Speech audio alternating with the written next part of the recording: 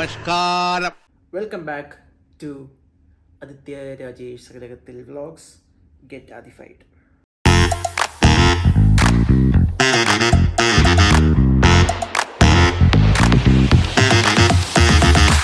അപ്പോൾ ഇന്ന് ഞാൻ ആക്ച്വലി നിങ്ങൾ എൻ്റെ ഈ ഡെയിലി വ്ളോഗൊക്കെ കണ്ട് മടുത്തിരിക്കുക ഞാൻ ഒരിക്കലും പറയത്തില്ല. കാര്യം ഒട്ടും മടുക്കത്തില്ലല്ലോ നിങ്ങൾക്ക്. എനിക്കാണെങ്കിലും മടുക്കത്തില്ല, നിങ്ങൾക്കാണെങ്കിലും മടുക്കത്തില്ല. മടുക്കരുത്. അപ്പോൾ ഇന്ന് വെറൈറ്റി ആയിട്ട് ഞാൻ എപ്പോഴും ഈ ആസ്ക് മീ എനിത്തിങ് ഇൻസ്റ്റാഗ്രാമിൽ സ്റ്റോറി ഇടുന്നതാണ്. അപ്പോൾ ഇൻസ്റ്റയിൽ തന്നെ റിപ്ലൈ ചെയ്യും. അപ്പോൾ എൻ്റെ യൂട്യൂബ് കമ്മ്യൂണിറ്റി, എൻ്റെ ഫ്രണ്ട്സ്, എൻ്റെ യൂട്യൂബ് ഫാമിലിക്ക് വേണ്ടി വലിയ കാര്യമൊന്നുമില്ല, കുറച്ച് എനിക്കൊരു 10, 20, 25, 30 ക്വസ്റ്റ്യനോളം വന്നിട്ടുണ്ട്. അതിൽ നിന്നൊരു 3-4 ക്വസ്റ്റ്യൻ്റെ എൻ്റെ ഒരു പെർസ്പെക്റ്റീവ്, എൻ്റെ ആൻസർ എന്താണെന്നുള്ളതായിരിക്കും ഈ ഒരു സെഷനിൽ പറയുന്നത്. ഇതൊരു വലിയ വെറൈറ്റി കണ്ടൻ്റ് ഒന്നും അല്ല. അതുകൊണ്ട് തന്നെ ഇപ്പം നിങ്ങൾക്ക് കാണാൻ താല്പര്യം എന്നുണ്ടെങ്കിൽ ഇപ്പോഴേ സ്കിപ്പ് അടിക്കാം. കാര്യം ഈ വ്ളോഗിൽ മൊത്തം എൻ്റെ കുറച്ച് കാര്യങ്ങളും എൻ്റെ കുറച്ച് കാര്യങ്ങളോടുള്ള പെർസ്പെക്റ്റീവ് ആയിരിക്കും. Yes, get adified. ഞാനേ ഒരു ചായ കുടിച്ചോണ്ട് വരാം. അപ്പോൾ നമുക്ക് ക്വസ്റ്റ്യൻസ് ഞാൻ സെലക്ട് ചെയ്ത് വെച്ചിട്ടുണ്ട്. അത് ഞാൻ ആദ്യം ഒരു തവണ ഒന്ന് വായിച്ചായിരുന്നു. പക്ഷേ എന്താണ് ആൻസർ പറയേണ്ടതെന്നൊന്നും വലിയ നിശ്ചയമില്ല. നോക്കാം. ഞാനത് ഫസ്റ്റ് ക്വസ്റ്റ്യൻ ഞാൻ വായിക്കാം. കുറേ നാൾ ഓടി നടന്ന് വ്ളോഗ് ചെയ്തതല്ലേ, ഇന്നിപ്പം ഇരുന്ന് വ്ളോഗ് ചെയ്യാം. ഓക്കെ. അപ്പോൾ ഫസ്റ്റ് ക്വസ്റ്റ്യൻ, കോളേജ് ലൈഫിലും അതിനുശേഷമുള്ള സോഷ്യൽ ലൈഫ് ആൻഡ് ഫ്രണ്ട്സുമായിട്ടുള്ള ഗ്യാതറിങ് ആൻഡ് സോഷ്യലൈസേഷൻ എത്ര ഡിഫറെൻ്റ് ആണ്? നല്ല ക്വസ്റ്റ്യൻ. ഇങ്ങനത്തെ ക്വസ്റ്റ്യൻസ് ഒക്കെ എനിക്ക് ഇഷ്ടമാണ്. ഞാൻ മറ്റേ സ്റ്റോറി പറഞ്ഞ പോലെ വായിലെത്ര പല്ലുണ്ട്, തലയിലെത്ര മുടിയുണ്ട് എന്നുള്ള ചോദ്യമല്ലേ ഇത്. അപ്പോൾ സോഷ്യലൈസേഷൻ. ഓക്കെ. കോളേജിൽ പഠിക്കുന്ന സമയത്ത് അവിടെ ചുറ്റുമുള്ളവരെല്ലാം നമ്മുടെ സുഹൃത്തുക്കളാണ്, എല്ലാവരും നമ്മുടെ സ്നേഹിതരാണ്. ഇപ്പോൾ ക്ലാസ്മേറ്റ്സ് ആണെങ്കിലും നമുക്ക് അറിയാവുന്നവരാണെങ്കിലും വഴി കൂടെ പോകുന്നവരാണെങ്കിലും ഒക്കെ ആ കോളേജിനെ ചുറ്റിപ്പറ്റി നിൽക്കുന്നതാണെങ്കിൽ എല്ലാം ഫ്രണ്ട്സാണ്. എൻ്റെ കാര്യം പറയാൻ എനിക്ക് ഇഷ്ടംപോലെ കോൺടാക്ട്സ് ഉണ്ടായിരുന്നു. ഈ പറയുന്ന ഞാൻ UG ചെയ്തത് കോയമ്പത്തൂർ അമൃതയിലാണ്, മാസ്റ്റേഴ്സ് ചെയ്തത് ക്രൈസ്റ്റിലുമാണ്. അപ്പോൾ രണ്ടിടത്തും എനിക്ക് ഇഷ്ടംപോലെ ഫ്രണ്ട്സും കാര്യങ്ങളൊക്കെ ഉണ്ടായിരുന്നു. പക്ഷേ എന്താ പറയുക, ഇവരാരും ഇതിനകത്ത് ഇപ്പം വിരലുണ്ടാകുന്ന ആൾക്കാർ പോലും കാണത്തില്ല ഒരു കംഫോർട്ട് സോൺ എന്ന് പറയുന്നത്. ഇപ്പോൾ എനിക്കിപ്പോഴാണെങ്കിലും എൻ്റെ ഏറ്റവും ക്ലോസ് ഫ്രണ്ട് എന്ന് പറഞ്ഞു കഴിഞ്ഞാൽ ഞാൻ കോളേജിൽ നിന്ന് പാസ് ഔട്ട് ആയി കഴിഞ്ഞാലും ഒരു ബന്ധം, ഒരു കീപ്പ് ഇൻ ടച്ച് ഉള്ള ഒരാളായിരിക്കുമല്ലോ ഒബിയസ്ലി എൻ്റെ ക്ലോസ് ഫ്രണ്ട്. UGക്ക് അങ്ങനെ എനിക്ക് ഒരാളെ ഉള്ളായിരുന്നു. ആ ആളെ കൊണ്ട് ഞാൻ PG ചെയ്യിപ്പിച്ചു എൻ്റെ കോളേജിൽ തന്നെ. കാര്യം എനിക്ക് ഒറ്റയ്ക്ക് ബോറായതുകൊണ്ട് ഞാൻ അവനെ നിർബന്ധിച്ച് UG ചെയ്ത കോയമ്പത്തൂർ അമൃതയിൽ നിന്ന് PG ചെയ്യാൻ ക്രൈസ്റ്റിലോട്ട് വിളിച്ചു. പക്ഷെ 2 കോഴ്സാണെങ്കിൽ പോലും ഒരുമിച്ച് ഒരു കട്ടിലിൽ കിടന്നു ഞങ്ങൾ.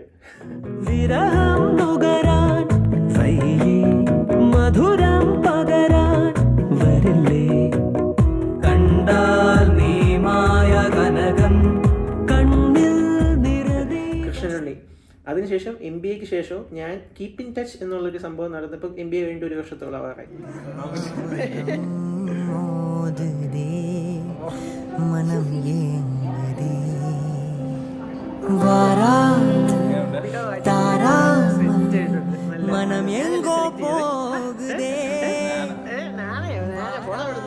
അത് നിർമ്മൽ സിംഗ് ആണ്. അപ്പോൾ അതാ പറഞ്ഞത്, പഠിക്കുന്ന സമയത്ത് നമുക്ക് എല്ലാവരും സുഹൃത്തുക്കളാണ്. അതിന് ശേഷമുള്ളൊരു ലൈഫിൽ അന്ന് നമ്മളിലൂടെ ആരൊക്കെ റിയലായിട്ട് നിന്നിട്ടുണ്ട് അവർ മാത്രമേ നമ്മുടെ ആയിട്ട് എന്താ പറയുക നമ്മളെ ഒരു ബന്ധം മുന്നോട്ട് കൊണ്ടുപോകത്തുള്ളൂ, അല്ലെങ്കിൽ നമ്മുടെ വൈബുമായിട്ട് മാച്ച് ആവത്തുള്ളൂ. സ്കൂളാണെങ്കിൽ ഇപ്പോൾ LKG to 7th വരെ പഠിച്ചെടുത്താണെങ്കിൽ ഒരു ഫ്രണ്ടുണ്ട്, ആൽബി അലക്സ് എന്ന് പറഞ്ഞിട്ട് ഒരാൾ. അത് കഴിഞ്ഞ് +2 വരെ പഠിച്ച വേറെ സ്കൂളിൽ അവിടെ 2 ഫ്രണ്ട്സുണ്ട്, ജോയലും ഗോകുലും. അതിനുശേഷം UG പഠിച്ചത് ഈ പറയുന്ന പോലെ കൃഷ്ണനുണ്ണി, പിന്നെ PG പഠിച്ച് നിർമ്മൽ സിംഗ്. ഞാൻ പറഞ്ഞില്ല 5 പേരേ ഉള്ളൂ എൻ്റെ ഫ്രണ്ട്സ് എന്ന് പറയും കോളേജിൽ.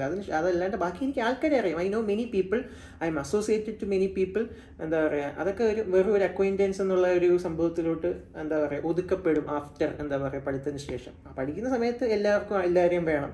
കാര്യം എന്താ, നമ്മുടെ കാര്യങ്ങൾ നേടാനും പോകാനും ഒരു സ്മൂത്ത് സെയിലിങ്ങിന് വേണം. അതിപ്പം മനുഷ്യനാണല്ലോ, അതെന്തായാലും ഉള്ളതാണ്. അതിന് ശേഷം ഒരു നല്ല ബന്ധം സ്ഥാപിക്കുക എന്ന് പറയുന്നത് പാടുള്ള പരിപാടിയാണ്, എസ്പെഷ്യലി ഈ ഒരു ബിസി വേൾഡിൽ. പിന്നെ എൻ്റെ ഫ്രണ്ട്സ് എന്ന് പറഞ്ഞാൽ എപ്പോഴും ഒരു ചെറിയ സർക്കിളായിരിക്കും. എനിക്ക് ഈ UGയും PGയും സ്കൂളിങ്ങും അല്ലാത്തവരാണ് എൻ്റെ ഈ കൃഷ്ണനുണ്ണിയെ പോലെ ക്ലോസ് ആയിട്ടുള്ള. ഞാൻ അഡ്മിഷൻ എടുത്തു കൊടുത്ത പയ്യനുണ്ട്, ശ്രീഹരി. എനിക്ക് വേറെ ബന്ധമൊന്നുമില്ല, അവൻ എൻ്റെ ക്ലോസ് ഫ്രണ്ടാണ്, എൻ്റെ ബെസ്റ്റ് ഫ്രണ്ടിൽ ഒരാളാണ്.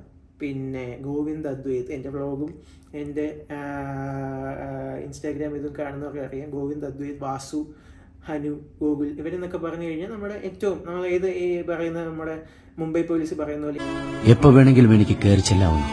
ഏത് പാതിരാക്കി ഞാൻ വിളിച്ചാലും ഏത് അപകടത്തിൽപ്പെട്ടാലും ഞാൻ ദാ എത്തിയടാ എന്ന് ഉറപ്പു തരാൻ കഴിയുന്ന പകരം വയ്ക്കാൻ കഴിയാത്ത സുഹൃത്ത്. അപ്പോൾ ഇവരിത്രയും പേരൊക്കെയാണ്. അതാണ് 10-നകത്തേ ഉള്ളൂ എൻ്റെ ബെസ്റ്റ് ഫ്രണ്ട്സ് അല്ലെങ്കിൽ എൻ്റെ ക്ലോസ് ഫ്രണ്ട്സ്. എനിത്തിങ് എനിക്ക് ഷെയർ ചെയ്യാൻ പറ്റുമെന്നുള്ളത് 10-നകത്തേ ഉള്ളൂ. And I don't have a female friend. ചിരിക്കുകയാണോ കരയുകയാണോ? എനിക്ക് ഫീമെയിൽ ഫ്രണ്ട്സ് ഇല്ല. അതെന്തെന്ന് ചോദിച്ചു കഴിഞ്ഞാൽ മെയിൽ ഫ്രണ്ട്സിനെ മാത്രം സെലക്ട് ചെയ്യൂ അങ്ങനെയല്ല. എനിക്കെന്തോ ഒരു ഫീമെയിൽ, അത് നല്ല കാര്യം തന്നെയാണ്. ഇപ്പം നിങ്ങൾക്കിപ്പോൾ കാണുന്ന നിങ്ങൾക്കൊക്കെ ഫീമെയിൽ ഫ്രണ്ട്സ് ഉണ്ടെങ്കിൽ വളരെ നല്ല കാര്യമാണ്. പക്ഷേ എൻ്റെ ഫീമെയിൽ ഫ്രണ്ടും എൻ്റെ ക്ലോസ് ഫ്രണ്ടും എൻ്റെ ബെസ്റ്റിയൊക്കെ ഒരാളേ ഉള്ളൂ. അതെൻ്റെ പാർട്ട്ണറാണ്, അതായത് എൻ്റെ ഗേൾ ഫ്രണ്ടാണ്. അതല്ലാണ്ട് എനിക്കൊരു ഫീമെയിൽ ഫ്രണ്ട് എന്ന് പറയുന്ന സംഭവം അതിപ്പോഴെന്നല്ല, ഈ റിലേഷൻഷിപ്പ് ഉള്ളതുകൊണ്ടല്ല, പണ്ട് തൊട്ട് എനിക്കൊരു ഫീമെയിൽ ഫ്രണ്ട് എനിക്ക് വിഷമം ഷെയർ ചെയ്യാനും എനിക്ക് സന്തോഷം ഷെയർ ചെയ്യാനും അങ്ങനെ ഇല്ല. എനിക്ക് അങ്ങനെ ഒരു ഇത് കിട്ടിയിട്ടില്ല. ഭാഗ്യമാണോ നിർഭാഗ്യമാണോ എന്ന് എനിക്കറിയില്ല. ചിരിക്കുകയാണോ കരയുകയാണോ? അപ്പം സോഷ്യലൈസേഷൻ ഇപ്പോഴും ഉണ്ട്, പക്ഷെ വളരെ ലിമിറ്റഡ് ആണ്. എൻ്റെ വളർച്ച കാണാൻ ആഗ്രഹിക്കുന്നതും എനിക്ക് വളർച്ച കാണാൻ ആഗ്രഹിക്കുന്നതുമായിട്ടുള്ള കുറച്ച് വിരലിലുണ്ടാവുന്ന ആൾക്കാർ മാത്രം. എല്ലാവരും വളർന്നോട്ടെ, അതിന് പ്രശ്നമൊന്നുമില്ല. പക്ഷേ പേഴ്സണലി എനിക്ക് താല്പര്യമുള്ളവരും എന്നെ താല്പര്യമുള്ളവരും അടങ്ങുന്ന ഒരു ചെറിയ ക്ലാൻ, ഒരു 10 പേരിനകത്ത്. യെസ്, ഫസ്റ്റ് ക്വസ്റ്റ്യൻ ആണ്. അടുത്ത ക്വസ്റ്റ്യനിലോട്ട് പോവാം. ബ്രേക്ക്. ഞാനേ ഒരു ചായ കുടിച്ചോണ്ട് വരാം. Question number 2. Kidney touching question. Bro, cinema direct ചെയ്യാൻ താല്പര്യമുണ്ടായിരുന്ന ആളല്ലേ, അതെന്തായി? അതൊക്കെ വിട്ടോ അതോ പെർസ്യൂ ചെയ്യാൻ പ്ലാൻ ഉണ്ടോ? സോ സിനിമ വലിയ ആഗ്രഹങ്ങളൊക്കെ തന്നെ ആയിരുന്നു.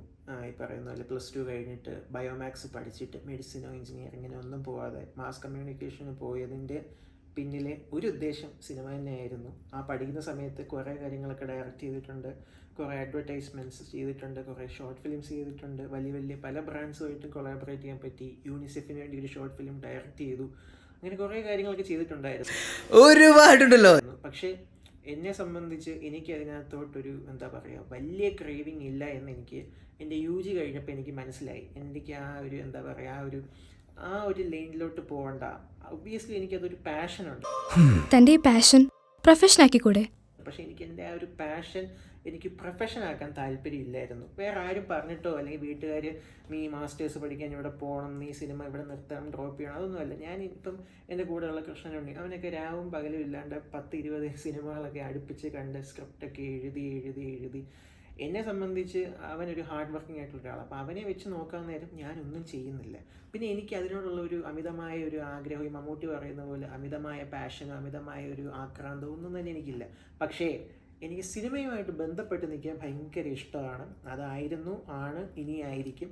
ഒരു എന്താ പറയുക, ഒരു ദൈവം സഹായിച്ചാൽ ഭാവിയിൽ കുറച്ച് സിനിമയൊക്കെ പ്രൊഡ്യൂസ് ചെയ്യാനോ അല്ലെങ്കിൽ കുറച്ച് സിനിമകളുമായിട്ടൊക്കെ അസോസിയേറ്റഡ് ആവാനോ താല്പര്യമുണ്ട്. പക്ഷേ ഡയറക്ഷൻ എന്നുള്ളൊരു മേഖലയിലോട്ട് താല്പര്യമില്ല. പക്ഷേ ഇപ്പം നമുക്ക് അങ്ങനെ ഒരു വഴി വന്ന് വരികയാണെന്നുണ്ടെങ്കിൽ ഉറപ്പായിട്ടും അത് ചെയ്യും. ഞാൻ ചെയ്യത്തില്ല എന്നല്ല, ബട്ട് എനിക്ക് ഫിലിം ഡയറക്റ്റ് ചെയ്യണം എന്നുള്ളൊരു പാത്തിൽ പോകുന്ന ഒരാളല്ല. പക്ഷേ എന്നെ സംബന്ധിച്ച് ഞാൻ നോക്കാൻ നേരമുണ്ടല്ലോ, ഞാനൊരു നല്ല സ്വഭാവ ആവാം അല്ലെങ്കിൽ ആയാൽ കൊള്ളാമായിരിക്കാം എന്ന് വിശ്വസിക്കുന്ന ഒരാളാണ്. ഈ പറയുന്ന പോലെ ഈ ലവ് ആക്ഷൻ ഡ്രാമയിലെ നിവിൻ പോളിയുടെ അപ്പുറത്തിരിക്കുന്ന അജു വർഗീസും അതുപോലത്തെ ക്യാരക്ടേഴ്സൊക്കെ കിട്ടിക്കഴിഞ്ഞാൽ ഞാൻ പൊളിക്കുമെന്ന് എൻ്റെ അമ്മയൊക്കെ പറയാറുണ്ട്. പക്ഷെ അങ്ങനത്തെ ചാൻസ് ഒന്നും തേടി പോയിട്ടുമില്ല.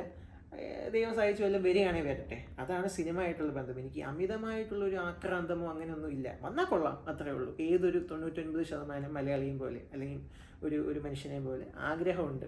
പക്ഷേ അമിതമായ ഒരു അഭിനിവേശം അങ്ങനെ സാധനമൊന്നുമില്ല. Yes. Question number 3. The most costliest thing you bought and regret.